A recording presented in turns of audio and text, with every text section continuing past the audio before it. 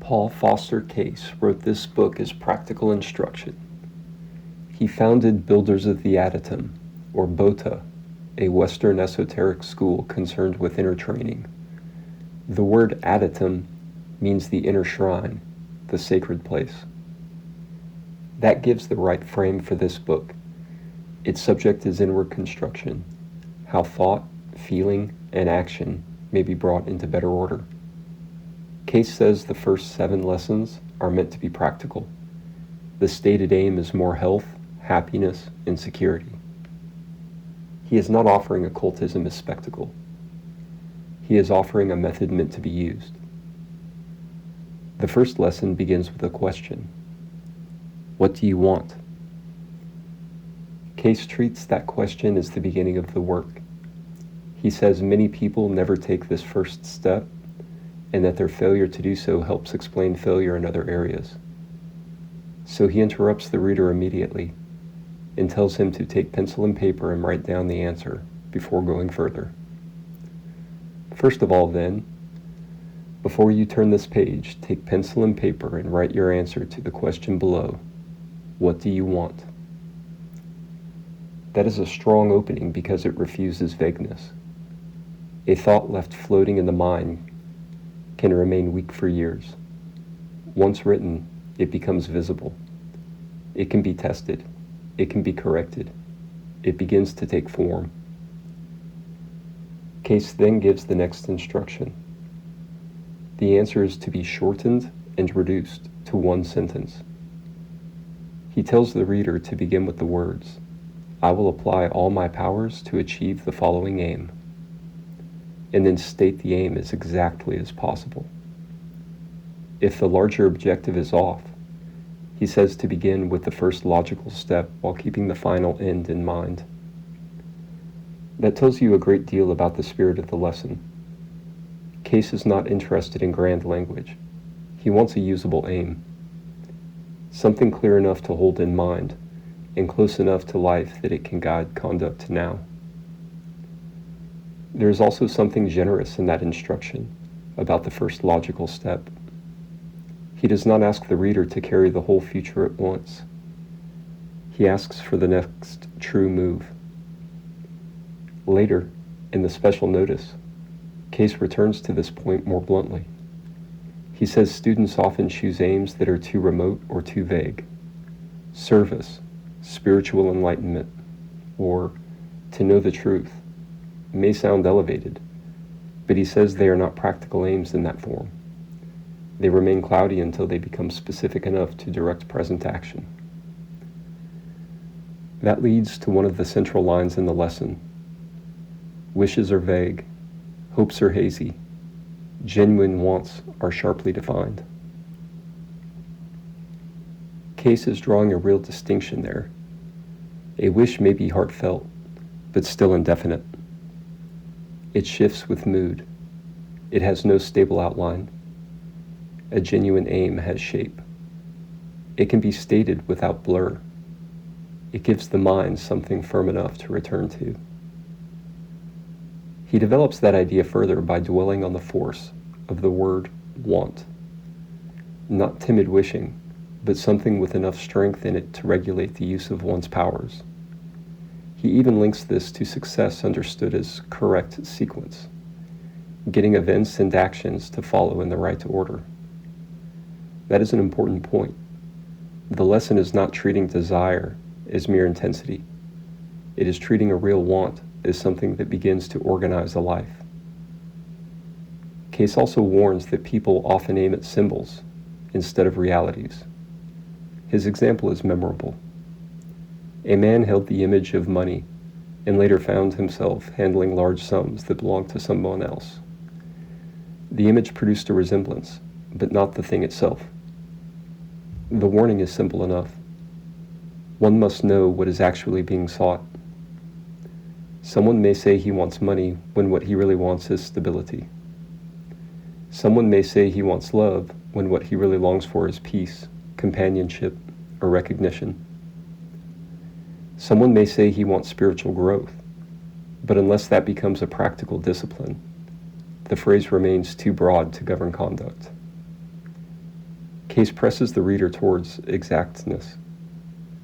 From there, the lesson turns to image.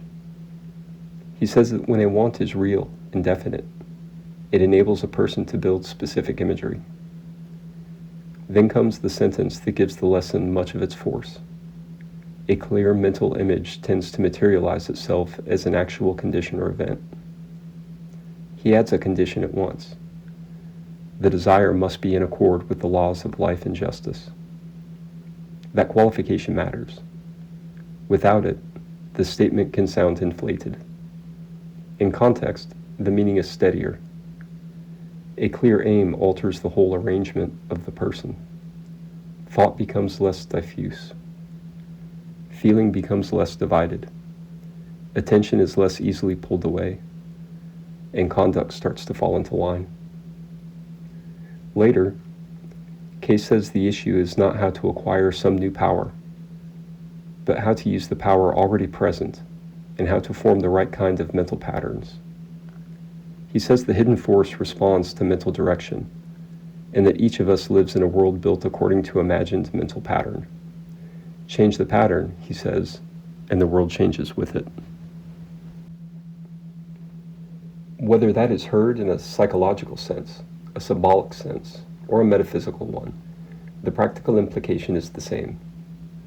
Inner form matters. The lesson then makes a necessary turn. It moves from image to action.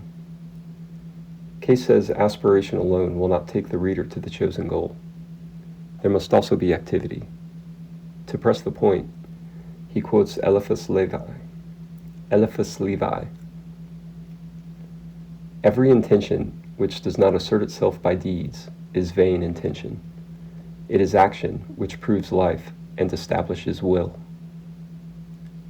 Then Case adds the instruction: formulate the desire, set to work at once, and do not cease acting after the same manner and for the same end. That keeps the lesson grounded. A stated aim is not yet an accomplished thing. It has to enter conduct. Otherwise, it remains only a pleasing thought. The last major instruction is the one many readers are likely to remember most clearly. Keep the written statement private. Case says not to show it to anyone and not to discuss it. He says it should be read every night before sleep and every morning before dressing. Once it is memorized, the paper is to be destroyed, and the statement is to be continued until the first objective is attained. Then the next logical step is to be written. He calls this a bit of genuine magic. The point here is not performance. It is containment. The work is meant to be held while it is taking root. Repetition gives continuity. Privacy keeps the work from being spent too early in talk. That brings the lesson into focus. Case begins by asking what is wanted. He tells the reader to write the answer, reduce it to one purpose, or to the first step toward a larger purpose. He distinguishes a real want from a vague wish. He insists that the aim must pass into action. Then he says the written statement should be kept private and repeated morning and night until the first stage is complete. That is the first practical step of occultism, as he presents it.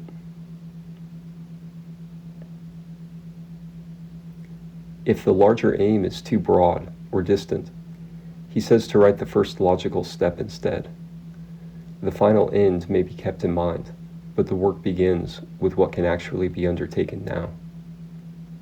The statement is then to be kept private, read every night before sleep and every morning before dressing, memorized and continued until the first objective is complete. After that, the next step is to be written. Taken lightly, I can imagine the same principle applying not only to great ambitions, but also to those tender secondary hopes that attach themselves to handmade things. A poem, a patch of beans, a ship in a bottle, or a peculiar little series of lessons in some funky corner of YouTube. The little labors made with love and gently hope to find their way to the right people. That is lesson 1. If this video was helpful, subscribe and stay with me for step 2. If something in this video did not resonate, let me know why in the comments below.